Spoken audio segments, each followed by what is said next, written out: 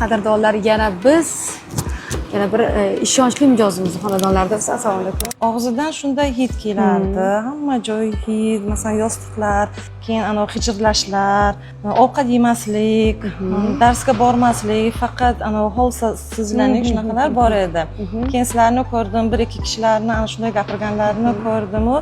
Keyin men ham telefon qildim. Sizlarga tushdim, ulardan so'radim. Bolam shunaqa, ikkita bolamga beryapman. Bittasi ekzamindan kelyapti, u ham tez keldi.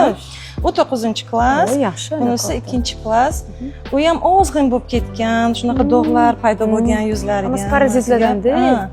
Keyin o'shani so'radim. Hammasi bizlar nimamizda bor, yaxshi bo'ladilar deb aytdilar.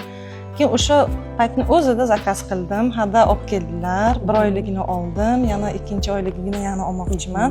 Hali olganimizga bu hafta 2-hafta. Lekin o'zgarishlar zo'r. Masalan, hid yo'q. Birinchidan.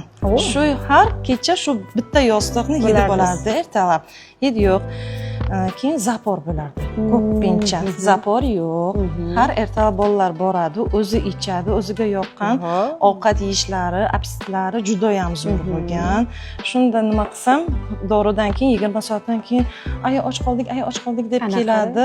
Mani bolalarimni hamma biladi, shu ovqat yemaydi. Ana Ovqat yemaydi, bular ovqat yemaydi deb ana shunaqa trikorочки, fast foodlar edi. Yo'q, hozir unaqa emas. Faqat ovqat yeydi.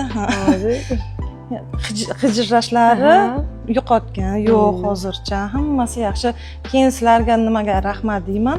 Hamma vaqt mutaxassislar telefon qilib turadilar har zamondagi qanday beryapsiz, opa, necha mahal beryapsiz, necha yoshli bolalaringiz deb telefon.